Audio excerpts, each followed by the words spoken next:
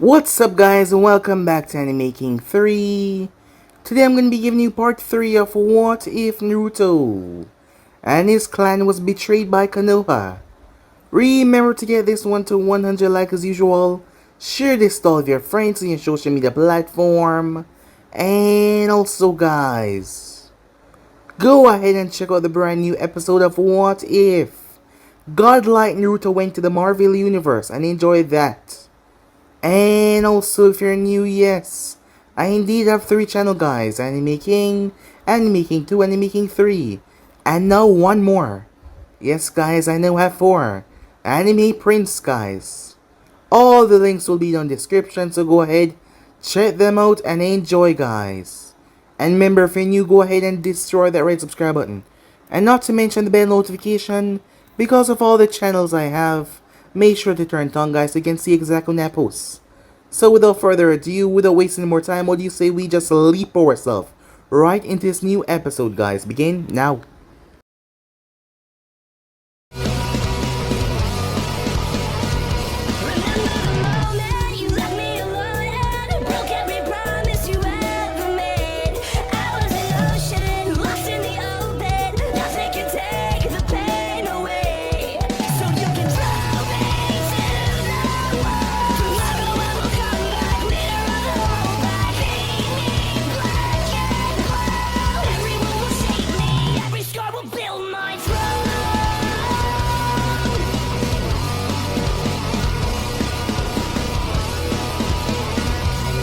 So the last time we left off, we started with a flashback. 2 women was walking down the corridor as they were making their way towards a room. As one of them was older Mito Uzumaki, followed by Lady Urza as they made their way down the corridor. They proceeded to meet up with a man who was speaking to them as they were taken to a room. Inside that room there was 3 pods, capsules of sorts. Green liquid inside as there was 3 people, 3 children floating inside. As those children were none other than Naruto, Hanako and Natsu, the 3 Uzumakis. The man revealed himself as he was the infamous ghost of the Uchiha, Madara Uchiha. It was rather strange for Mito to be working with Madara, however, things have changed, as Madara said something that was rather shocking, as he referred to Naruto as his grandson, and also Mito as well. She was his grandmother. That meant that Naruto's parents were indeed the children of Madara and Mito. We skip back to the present time, as Naruto sat in front of Gato. Naruto did businesses with people, his organization that was, however, there was one thing that he would not stand for, and that was betrayal. People going against him and his organization, making a move that they would not like in the foreseeable future, so he came to speak to Gato himself as he heard about the man's exploits. Gato was known to be a rather cryptid and possessive individual who would do whatever it takes to remain on top, even going as far as to betray his close allies. So Naruto made sure to come and talk to him personally as they sat down and they have a chat. Because of the disrespect, one of Gato's men decided to move in on Naruto. However, Natsu sliced his head off before he could even make a move to touch Naruto, as Naruto spoke like nothing just happened, leaving Gato shitless as he was scared. Seeing Naruto calm the face of certain death, Gato was a bit afraid, and he could not see his eyes behind the glasses. As Naruto spoke to him, they came to an agreement, him hiring his services once he paid them well, as there was a bridge builder that he wanted to get rid of. As Naruto decided to do this one as a favor, to show that he was loyal to the cause as well. So with that, him and the others move off. Meanwhile, Mito, she was finally out of the village as she and her team were going on a mission. Mito had been studying and training hard, trying to improve herself, as she knew that if she was going to survive, she had to be better than this. She couldn't say that she hated her team, but, well, Sasuke was arrogant as hell. Not that she wasn't arrogant, but Sasuke was a bit overboard. And also, Sakura was pretty much useless, and that led to them quarreling a lot. So with that, they proceeded to take Tazuna towards the land of Wave, is home. However, something was awfully wrong as Kakashi felt it. 3 individuals immersed, they were all wearing masks. Kakashi could not tell the full outline of their faces. However, he could tell that they were strong as he told the team to get behind him. But before anyone could even react or blink, the one in the center appeared in front of Mito. Kakashi tried to stop him, but the girl knocked him away. That was Hanoka, as Natsu faced off against Sasuke, who shoot a fireball towards him. Natsu did Fuinjutsu and sent it back towards him before he proceeded to kill Tazuna, without a second thought. As Naruto asked the girl what was her name. As Mito looked at him, Sakura was scared. However, Mito was just looking at this individual, feeling something strange. He promised that he would not harm her team if she gave him her name, knowing that she didn't want her teammate to die, just like that, or her sensei. Mito told him her name, which was Mito Makino. However, Naruto found that rather strange, judging from what he was feeling. As he was true to his word as he left, Kakashi found himself outclassed by these people. Shocked by this revelation, they had to go back to the village. Tazuna was dead, their mission was a failure. Upon returning back to the village, they reported all of this to Hiruzen, who found the whole thing odd. However, when Sasuke said that the opponent simply went through hand sign and created this strange Fuinjutsu mark in the air and sent it back towards him, Hiruzen found that rather shocking. The look on the old man's face even got Kakashi a bit alarmed, but he cooled his features a second later as he dismissed them.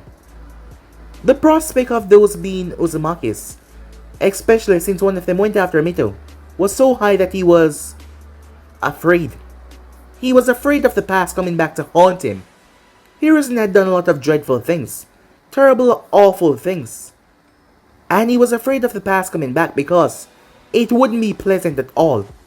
However, Naruto was pissed off as he made his way back towards the location that they were in the beginning. Coming across the 2 elders, Naruto had a look of death across his face. They knew what he was capable of, especially when he was angry, so they feared the outcome of this. As Naruto sat down trying to school his features, his hand pressed on the table, it started to creak as he asked them, what were they hiding from him? They broke as they told him what happened in the past, that Kushina was indeed taken to Konoha. As Naruto was pissed off, the only reason why they were not dead was because of the respect that he had for them in the past. As that was the only reason why they were not dead yet, and he needed an explanation. As Naruto walked out, because he knew if he stayed too long, he might end up breaking that oath that he took, that he would never harm another Uzumaki, and killing the both of them right here and now. Respect or not, he was so angry. As Natsu left once again, as he was friends with Naruto since he was a kid. Kushina was like an older sister to him as well when he lost his parents. So screw what they had to say for now, he was pissed off as well. They begged Hanoka to give him this book, as there was a journal of sorts. As Hanoka listened, just because she didn't want everything to fall apart, she spoke to Naruto. She didn't like to see him hurt. As Naruto took the book for her sake and opened it, he felt his own chakra. Confused because he's never seen this book before, he opened it as his chakra now made contact with the one inside, forming a remnant of chakra that was sucked inside by a seal. As he was face to face with Mito Uzumaki, she looked at him with a proud smile to see how much he has grown. However, he told her to cut the bullshit and explain to him what the hell has happened. So yeah guys, basically let's left off. You guys can switch across the playthrough for yourself. So this will begin this new episode. We begin this episode with Mito. Her first mission outside the village was a failure, which was really horrible for their record.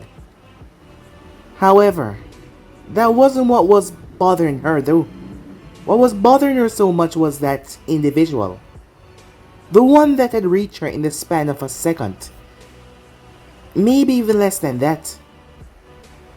She was shocked by that speed, never thinking that someone could move that fast. But it wasn't that was bothering her. What was really bothering her was a feeling that she got. A feeling like she knew him.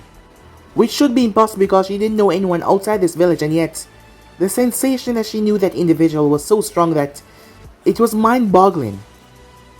She didn't know why. His presence felt so warm and comforting, and that was strange and made no sense to her. She also did not know how, but the moment that Sasuke had said that thing about the strange markings that had sent this fireball back towards him, she could feel that Hiruzen was distressed about it. It's been a long time now that she hadn't really focused on that, but when in close proximity of certain people and she focused on them, she was able to feel a little bit of what they were feeling, like she could feel a part of them. She didn't really know what it was, as she hadn't really gone in depth in certain things before, so she's gonna have to look it up. However, the moment Sasuke mentioned that, the feeling that came from the Hokage was one of complete distress and fear as well. She didn't know why. However, she did know that something was going on that no one was gonna tell her. However, she was curious though. This person, she didn't know she would ever see him again, or why did she feel like she even knew him? As she shrugged off the thought as she went back to her training, she had to get stronger. Meanwhile, that was going on, as Naruto stood in front of the hologramic form of Mito. She was just as he remembered her, as he hadn't remembered putting his chakra inside of this book, so she must have siphoned off some of his chakra to do it. Well, he wouldn't be surprised. They were all put through various experiments when they were younger to make sure that they were stronger, and that they were prepared for what is to come. As Naruto now stood here looking at the woman, an apologetic look was on her face. "I'm truly sorry," she said. "I know that my words can't change anything, given that I'm not really here, and that you must hate me right now, and that you will hate me for what I have done. I know that I can tell you that it was necessary for the plans, which it was, but it still won't change anything, because I know you. And I know you too well to know that you are too angry right now to listen to my reasons. But at least, hear me out. In a later date you can think about how you feel about the whole thing, me included," she said. "Speak," said Naruto, as she released a sigh before she spoke. "I told you that it was not until late that I was able to find out what Konoha did, what Hiruzen did, with the top official members of Konoha behind my back. A complete hand of trust from the Uzumakis that was handed over from the beginning. As I said, this started out with Tobirama. You already know that, despite our clan fully due to advancement, despite their thirst for knowledge, we weren't as big as the others, but we were as powerful," she said as she looked towards Naruto. "But the thought of losing our loved ones was what we fear the most. So because of that, we decided to keep ourselves out of most of the events that will take place. At an earlier date, I noticed Tobirama displeased looked towards several things when the Uzumakis refused to join upon several projects to help Konoha in the war back then. I thought that you would get over it. I spoke to you many times about this. But that man, to make Konoha survive, to make Konoha stronger, is the ideals and the morals that he gave to Hiruzen. He was the progenitor of this. So was his other student. That other one, Danzo Shamira," she said. "Much more darker, but as corrupt as well. I never knew that they put plans in motion in case Konoha no longer needed the Uzumakis. They know that we would never completely bow to their whims. They know that they couldn't control us. They know that if we choose to, we should separate ourselves from them. We would gain the advantage, taking the 9 tails, and also all for sealing. Despite the trust that was placed on them and us, to keep the peace and unity. When I found out, I was more shocked than anyone else. But by then the members had been wiped out, and the few that remained were scattered away. Hiruzen lied to me and told me that Kushina was the only one that was found, while he had sent out a team to eliminate all of the remaining stragglers. After what Kumo, the Stone, and Kira had done. He told me that the world was seeking and chasing after all remaining Uzumakis. I was already past my prime, but my mind was still sharp, and I can still hold my own. Kushina wanted to be a ninja. From as long as I've known her, she wanted to be one of the most powerful kunoichis.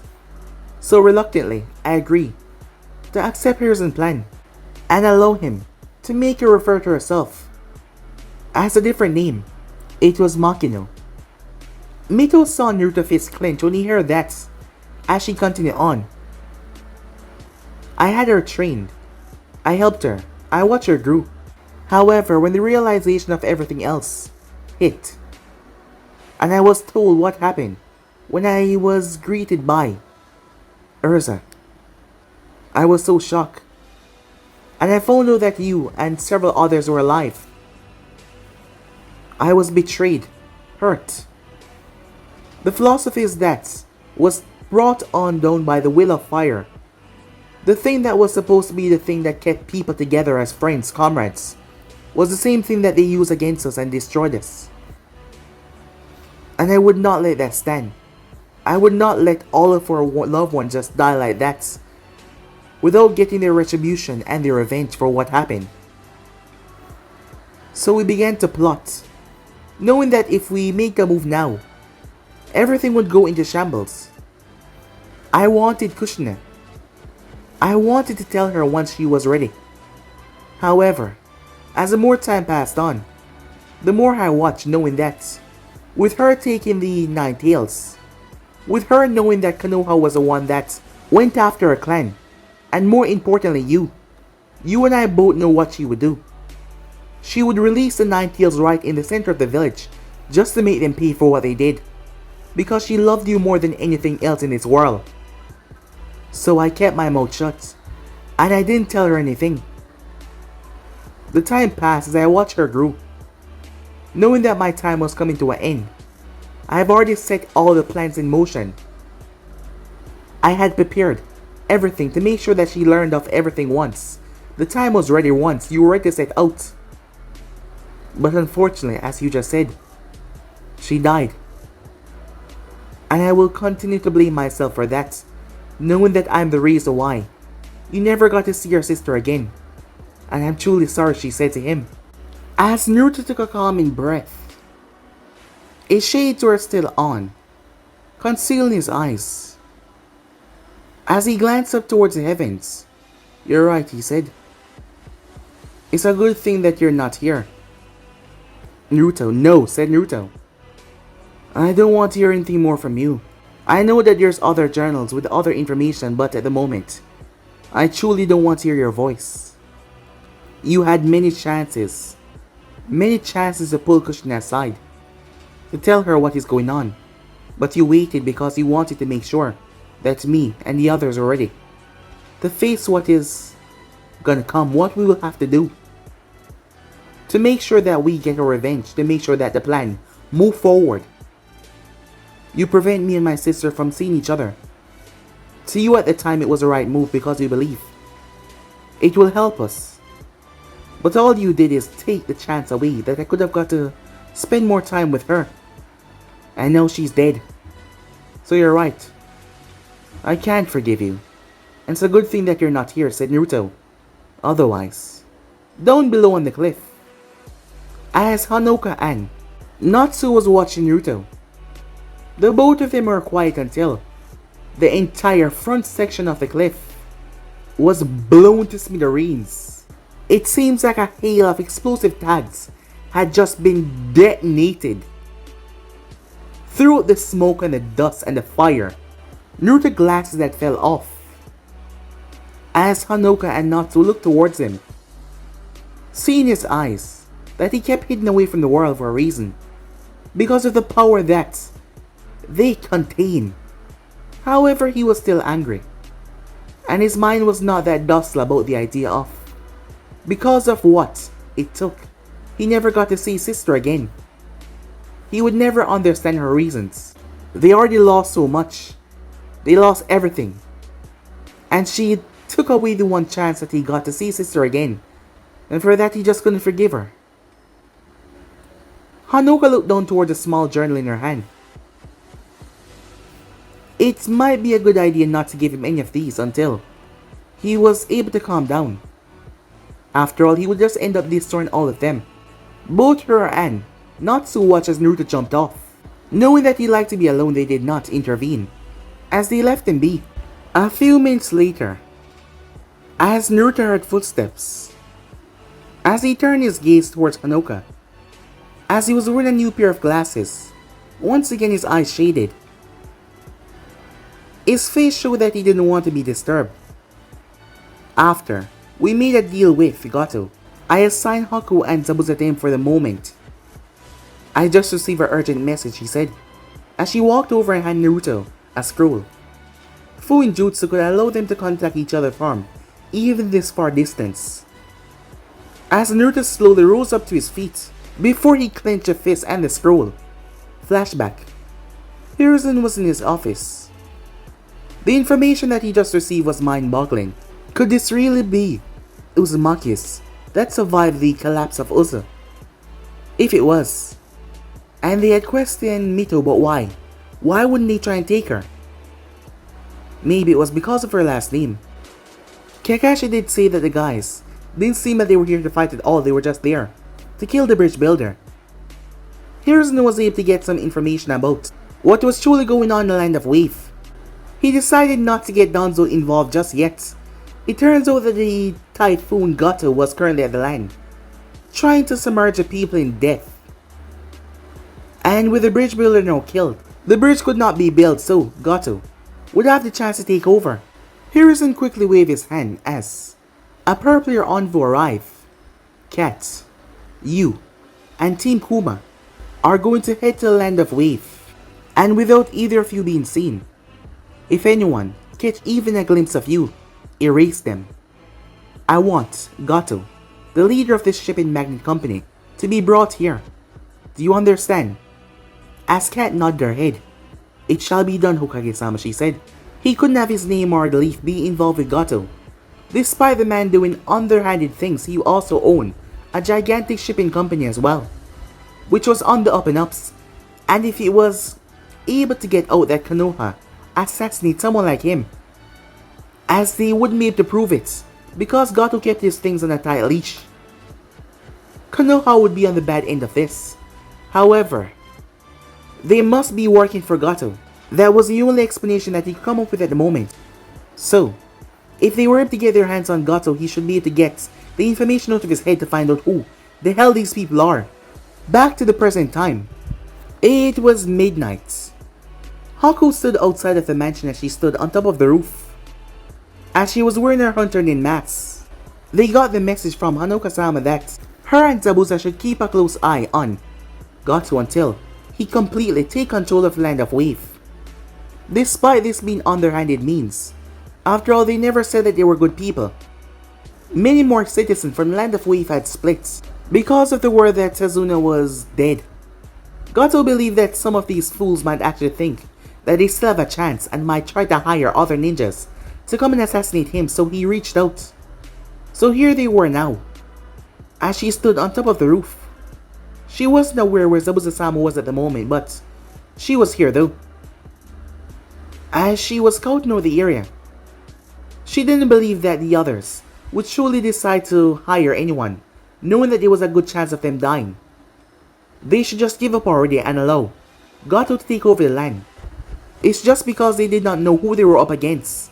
After all, she's seen with her own eyes. Anyone that went up against Naruto-sama always fall. Naruto-sama, he was a majestic man of miracles. He seemed to make the impossible become possible. She admired, and she had the hugest crush on him. He was like this fantasy, this trophy. As she was already blushing under her mask, a smile on her face when her eyes caught onto something. It was midnight at the moment. As the guys that were here, they were down below. None of them dared to even make a move or anything towards her. Well, because she looked like kind of a guy. You couldn't tell her gender because of the clothing that she was wearing, not to mention the mask. However, in these professions, people like these drunks always tend to get a bit too handsy, and that involved them being hurt by her, or worse, Zabuza, if they got too close to her when she was wearing her mask. At the moment though, she just decided to get fresh air and scout out the area. Zabuza was sure that everything was going to be fine, so he was taking it easy. However, Gato was paranoid. The last attempt almost got close if it wasn't for them being here. And he wouldn't let that happen once again. With the money that he possessed, he should be able to do whatever he pleased and protect himself. Crouching down, Haku crawled towards the edge. As she noticed something moving down there in the trees, she slowly created the ice mirror as she was able to use it to triangulate the levels, creating another one to reflect it, and creating another reflection as she saw them. They were moving in flickers as they scout the area. She quickly dropped the jutsu immediately so they would not sense it. There was a lot of them, she thought to herself. This was not what one would normally send for a simple thug like Gato. While yes, he had money, he did not have the ability to fight or protect himself. Something was wrong here, immediately wrong. As she pondered on what to do, she had no idea where Zabuza-sama had went off to. She didn't know if she could take all of them by herself. From what she could see, they were Anbus. Anbus were said to be even tougher than most Jonins, the elites of the elites. As she was still going through her training, while she was much stronger than before because of the organization, she was not able to defeat that squadron. It seems like it was two of them, two squadrons of Anbu. They were surrounding the place. And not to mention, she couldn't protect Gato on her own out here, with all of them. She needed to call for backup. She quickly reached for the scroll that she was given. She crawled until she reached the other edge, knowing that they must have a sensor with them, as she made some distance between them, slowly writing a message inside of said scroll. As she tapped it with her chakra, the message was sent. As she just hoped that they would get here in time. Around a half an hour later, Nico and her team, as Nico was in charge of her team. The other member was Sparrow. He was in charge of his team here, as the both of them was working together. Sparrow was a bit confused why the Hokage would send so much of them to just take down Gato. Yes, he knew of the business typhoon. Yes, he might have thugs around him and some low-level ninjas, but sending two squadrons of Anbu against him, that seems a bit, well, too much. But he was not one to question his Hokage orders. They had scouted out the base, as the sensor of the group had speculated that there was a high tuning or possibly low tuning level chakra in the base. However, other than that, it was just pure thugs. A distance away, Zabuza was enjoying himself. A bar at the coast, away from the wave. He was drinking down some shots of sake. Thinking that Gato was just paranoid, he was heading back now, as he had had a long drink. Haku must be feeling lonely as he made his way back to check up on her. As he made his way back, his senses started to alert him that something was indeed wrong. He quickly took to the trees as he started to conceal himself. Slowly but surely he made his way back, but this time he was cautious as he moved, not to give away his position or anything. He was a master of the silent killing technique, so he was able to hide his presence. He was able to take through and pass by several of the random thugs without them even noticing. As he searched for Haku, he found her at the back of the building.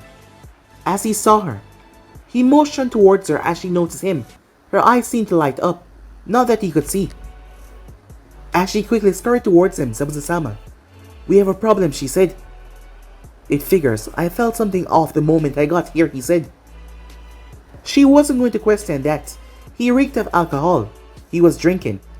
However, she did not question that.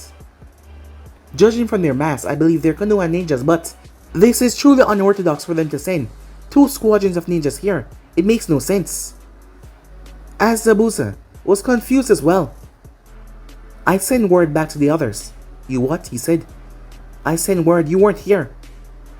I was not sure if I could take all of them on while protecting our client as well." Zabuza didn't like the idea that she had did that after all. Naruto is gonna ask him where he was. As he sighed, he returned back to the task of hand. "Has he moved?" "No, they've been just watching. I believe they're waiting for the perfect opportunity."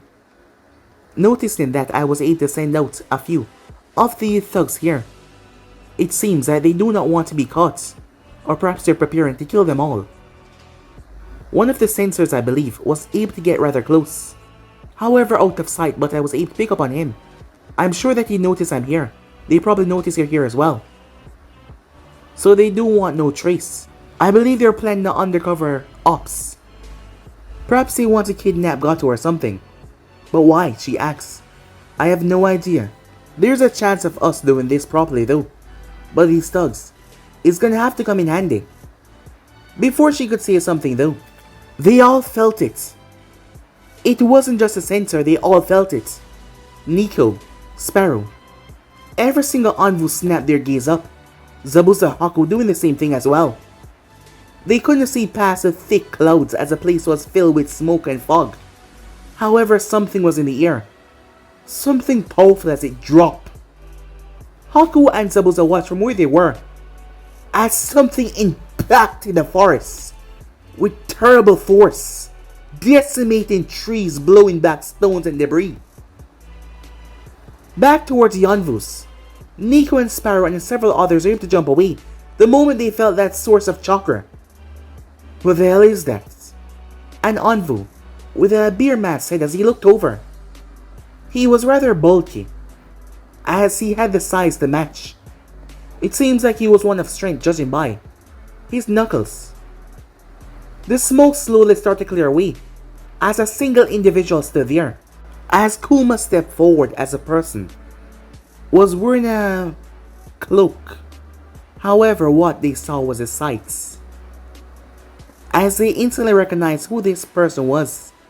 They didn't know who he was in particular, but judging from the outfit, they knew which group he was a part of. The Crimson Reapers, said Kuma, as he looked towards the individuals. He looked towards Sparrow, who was in charge of his group. Sparrow quickly calculated the situation. They were here to capture Gato. However, getting a Crimson Reaper and present him to their Hokage would be something that would show their effectiveness as a team. After all, the Hokage has been after this group to find out more about them, and this could be their ticket in. Kuma, grab him, said Sparrow. With pleasure, said Kuma, as a large man rushed forward. Despite him being bigger than most people, his speed was insane as he appeared behind the individual. Meanwhile, up on top of the roof, the mansion to be exact, as Zabuza pulled his blade off his back. No, you will not get involved. Zabuza spun around as he saw Hanuka standing there. Hanuka-sama, said Haku. What's going on, she asks. A lot of things that will be explained more in details once we all meet up once again, but for now, you two stay here, she said. Make sure that none of them come this way. Do you understand? They both nodded as Hanuka jumped down. Over to the side, Sparrow turned his head. You three, we need to regroup with the...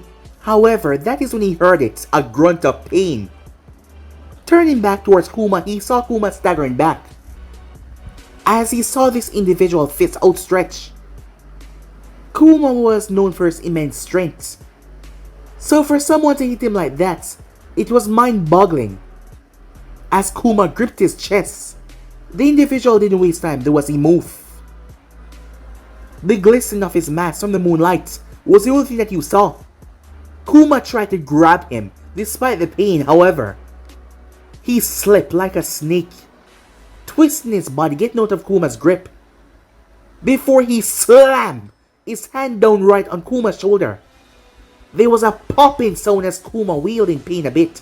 He bit his lip to hold in the pain. However, unlike a normal dislocation, this was different. He had hit Kuma in the joint. He had shattered the bone right there as well. Something that was beyond baffling to do with just one punch. However, Kuma was used to pain as he spun around, sweeping his hand to knock the individual off, but the individual ducked, making the hand pass over him. Before he moved in on Kuma, Kuma smirked as he started sending earth chakra down towards his fist. That is when he brought it down, intending to crush the individual. However, the unstoppable force of the gigantic man met with the unmovable object. Kuma didn't know what the hell he just hit, but instead of him knocking this individual down, His hand wasn't able to bypass whatever that was. The next thing he knew, the man jumped. And a kick that hit Kuma across the face sent his body sailing into the bushes.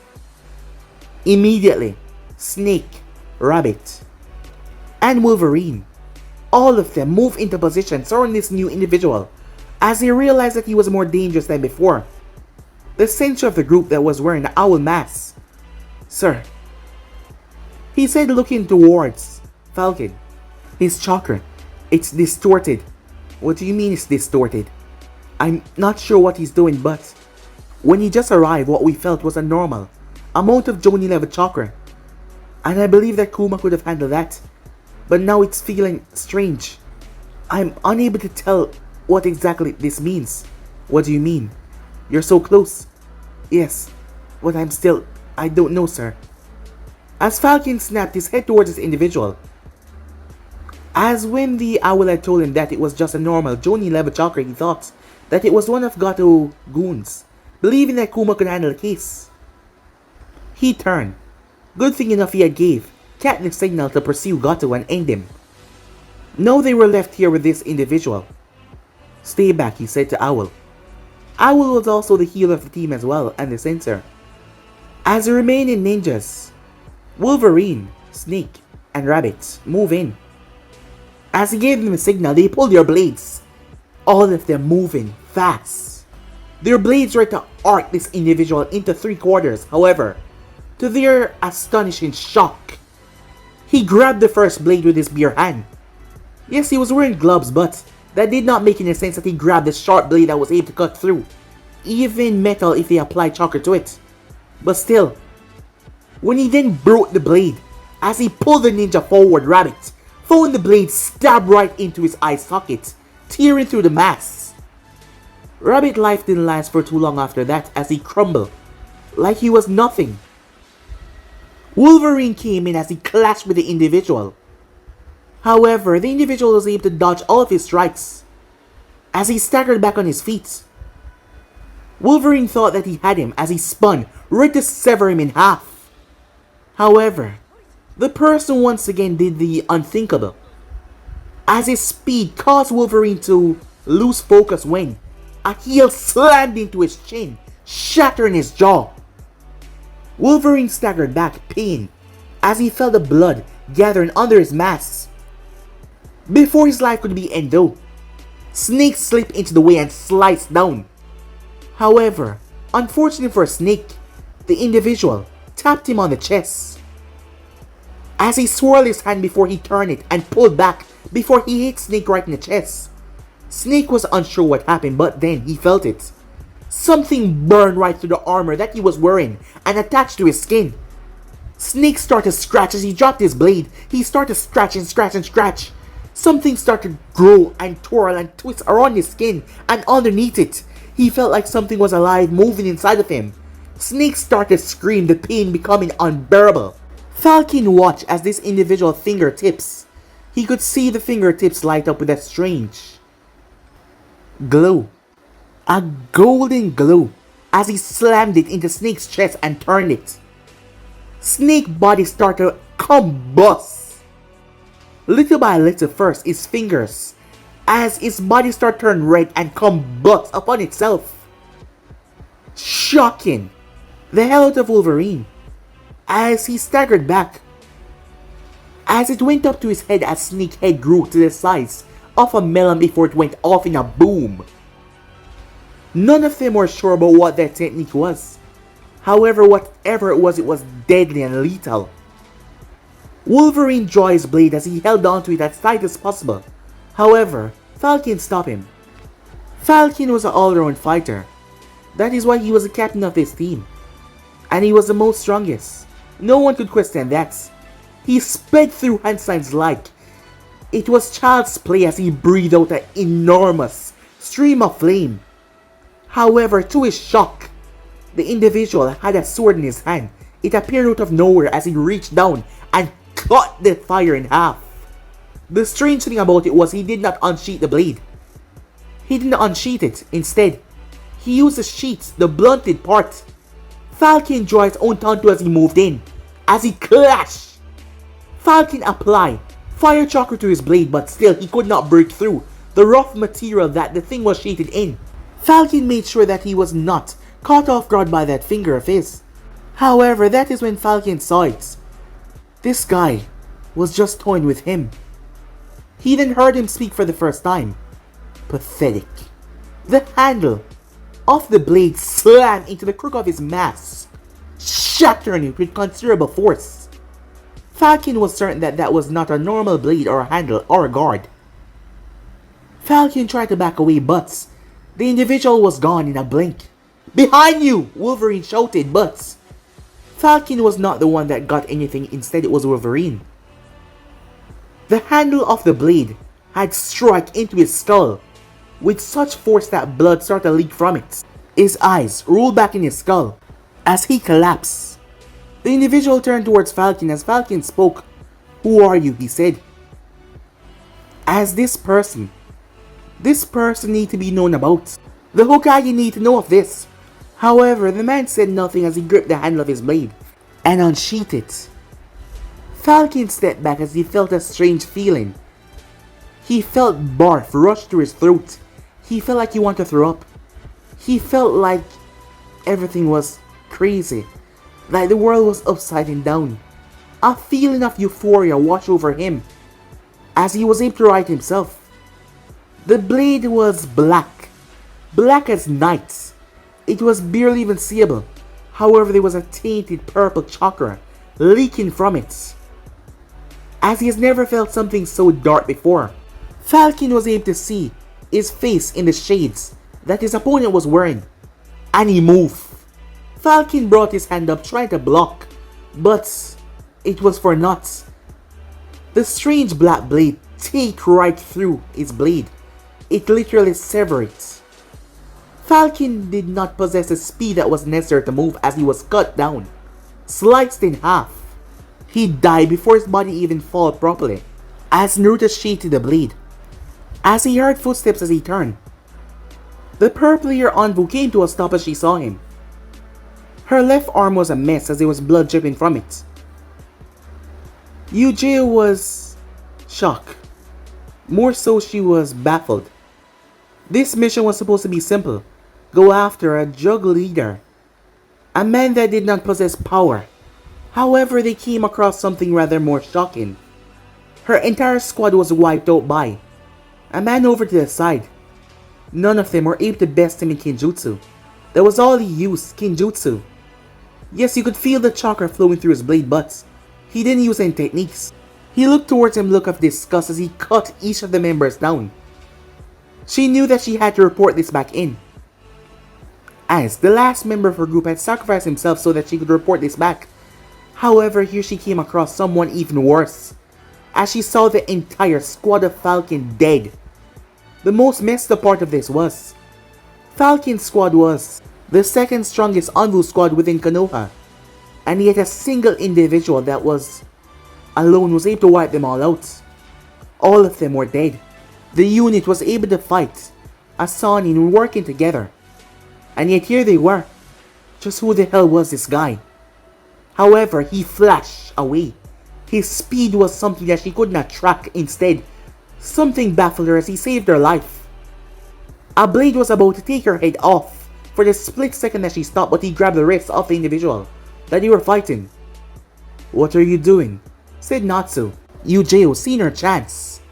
She flicked a pocket knife out as she tried to ram it in towards his face, despite him just saving her. Maybe this was a way of him to capture her and use her. She would not allow that to happen, as he had slaughtered her entire squad, and he had slaughtered the Falcon squad.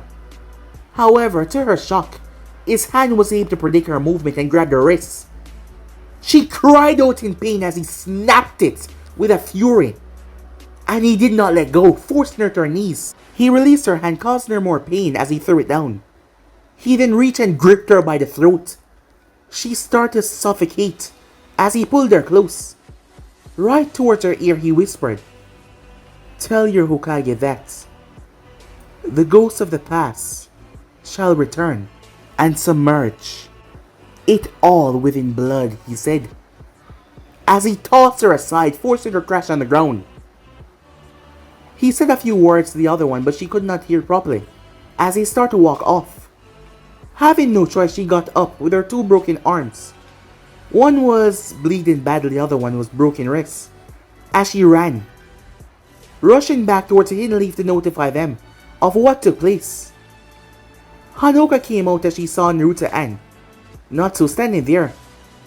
I doubt that he will become public with what he did. After all, the crimes that he had committed, there is no doubt that he wants to sweep them under the map. But now that he knows about us, it will be more satisfying to know that he cannot do a single thing, as we take everything away from him and make him suffer, just like how we suffered, Hanoka said. It will be much worse than that, said Naruto. A lot worse. Time skip. A group of powerful individuals were currently gathered at the moment. These individuals were the other organization of the world, the Akatsuki, as they were currently discussing things that were, well, getting in their way. Kakazu, the one in charge of the money for the organization, as the man loved money, in a rather insane way. Well, that was his whole gimmick, it seems. However, now he was not pleased. What do you mean? The leader, Pain, said to him. It's like almost all of the missing ninjas are gone, he said. So there's no one to get their head and collect their bounties for. Recently, I went to one of these bounty stations, and almost every single occupant in the book has been covered. I believe it's the Crimson Reapers, doing this and gathering funds for their own organization. Them again, said Sasori in a rather angry tone. Sasori was not pleased because the thing was, despite his vast source of information in his network, he was unable to get a single damn thing on them. Sasori, have you gotten anything yet? Asked Pain. Unfortunately not. I've been hearing some rumors though, that the leader is a man that is said to be unparalleled to any that come across him. Pain narrowed his eyes at that, but he said nothing. Keep working on finding out some more information on this organization. At the moment, we do not know what they're doing, but I doubt they're just going after bounties. And we can't have them interfering with our plans. So they will have to shape up, otherwise they will have to be removed. I say we cut all of them down, Hidan said, with a smirk on his face. If anything, I'm gonna make them suffer because for the past few weeks this jackass has been complaining about money this, money that, money this, money that. And they're the ones that are making him broke. So screw them. Sasori, I want you to outsource to our contacts and find some more missions for the organization to complete.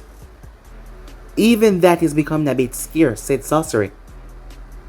It seems that this organization is beating us to a lot of things, and just like us, their successful rate is 100% guaranteed. Well then, this is an incentive.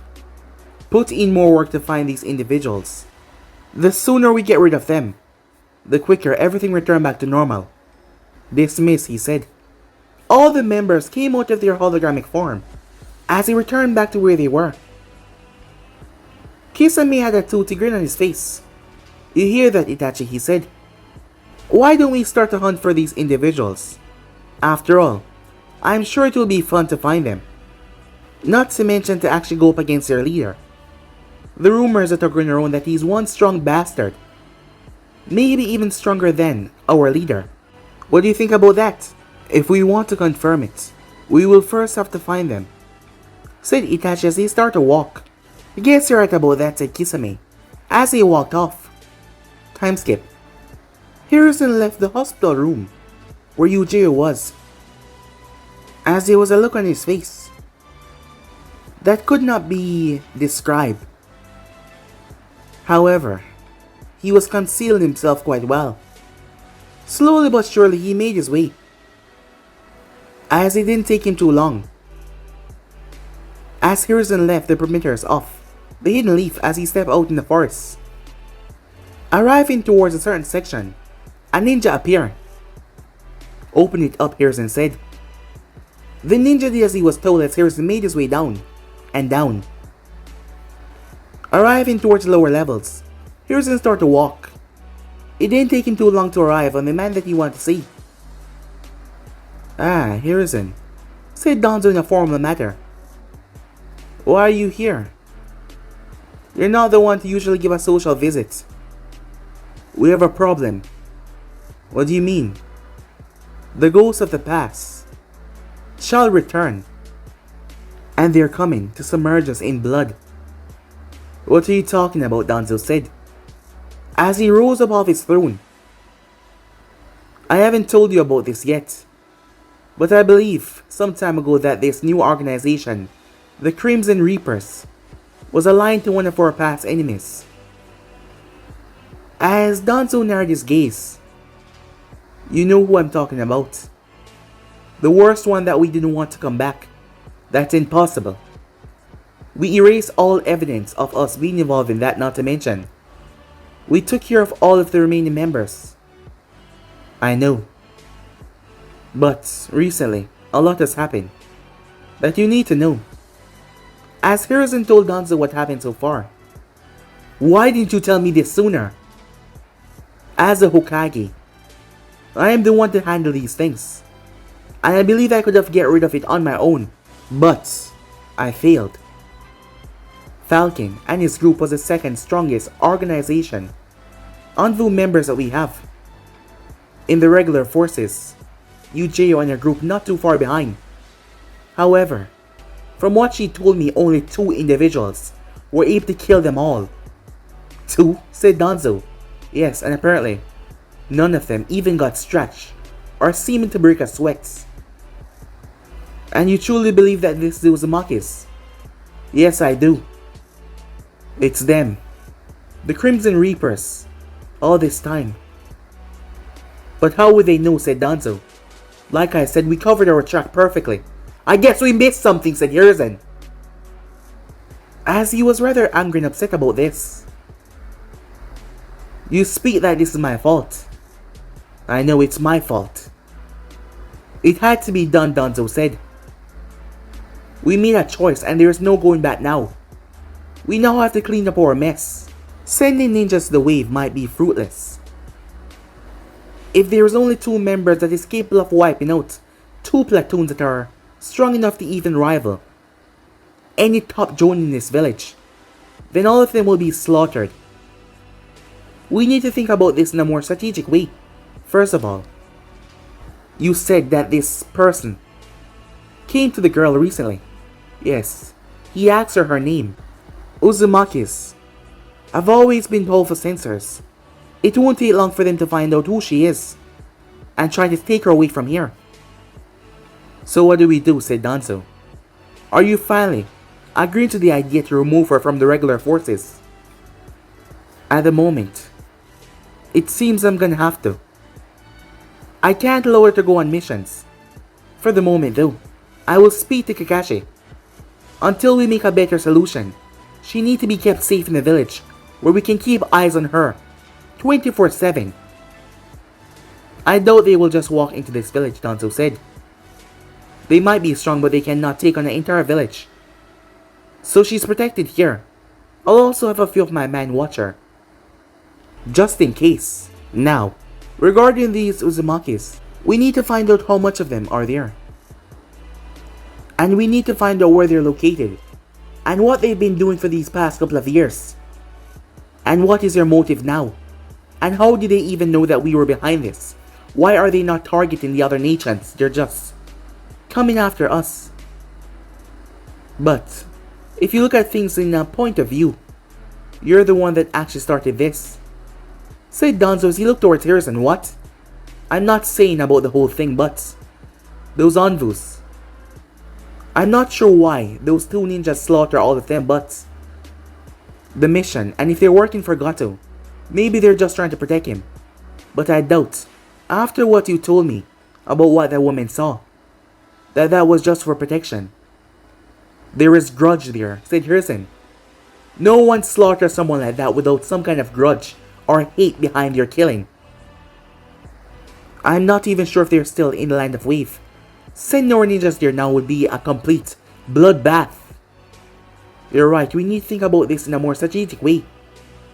First of all, I'm recalling Jiraiya back to the village. Know that you know what he's looking for. He might be able to find it.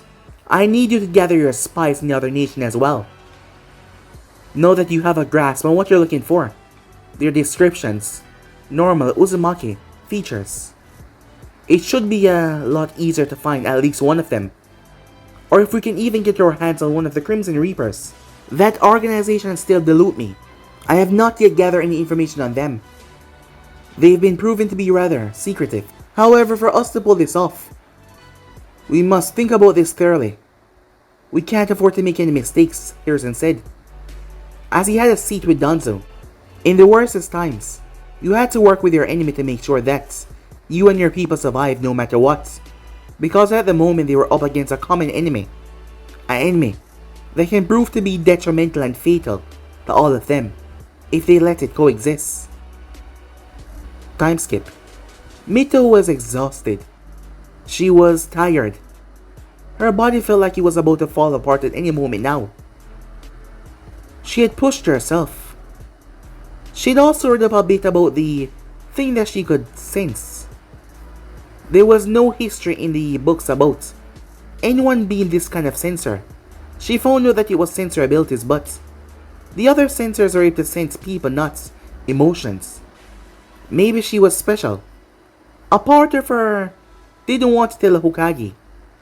Recently she found herself unable to trust him about several things.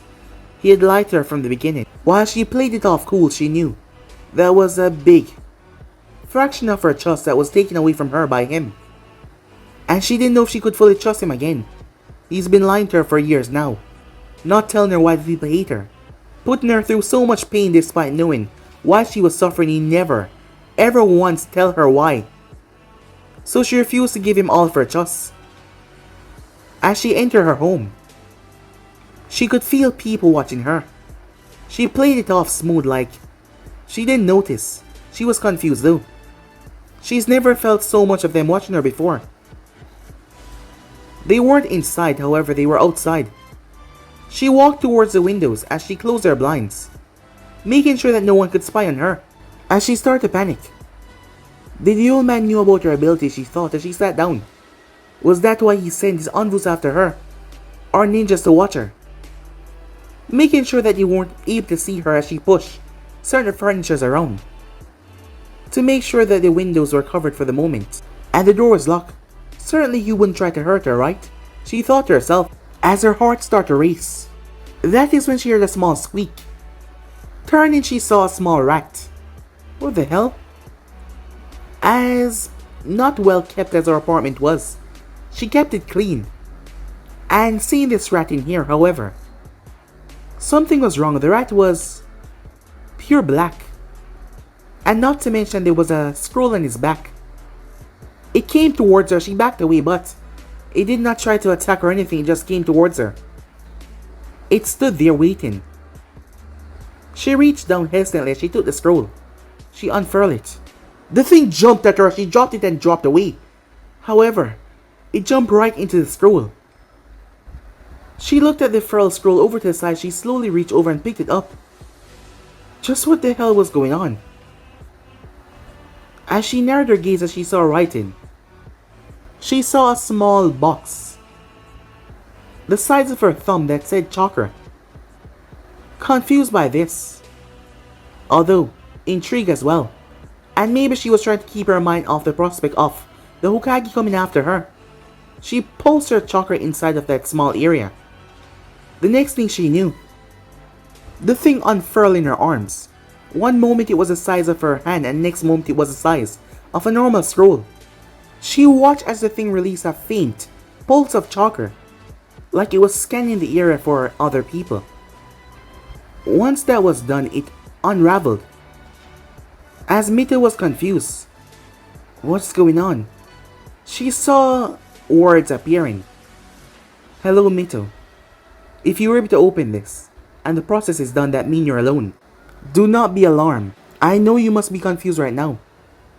But I want you to listen to me carefully. Do not believe a word your Hokage is telling you, or anyone else in that village. They've all been lying to you. Your last name, for certain, is not Makino. However, I cannot tell you now. I know that you're simply a child, and this might seem confusing and untrustworthy. Most child would not even give this second thought. But I hope you can understand that they've been lying to you, and I want you to know that you're not alone. I could only imagine the horrors that you went through, being a Jinjulki of the village. I know that you're not treated too well, but you don't have to worry. The time will come when we'll meet face to face, and it will be very soon. I will not tell much in this letter, but know this. You cannot trust the Hokage. You cannot trust any of them. Once we meet, I will explain. The next thing she knew, the thing started to burn as she released it. As Mito backpedaled, as the thing was gone, not even a dust.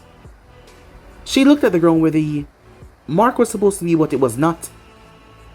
She took a big gulp as she slowly moved towards her window and peeped through. Focusing, she could feel the emotions that was so calm and so dull, like this person didn't have any emotion at all. She knew they were on that roof a distance away watching her.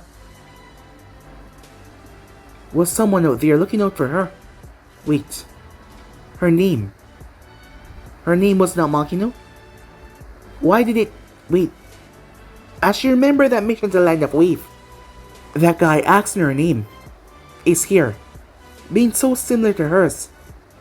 Why she felt so calm around him? Could this really mean something, or maybe she was overthinking this? Just what was going on, she thought.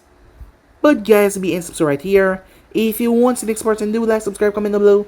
Turn on that bell notifications they post about more. For now, see you guys soon. Peace, guys.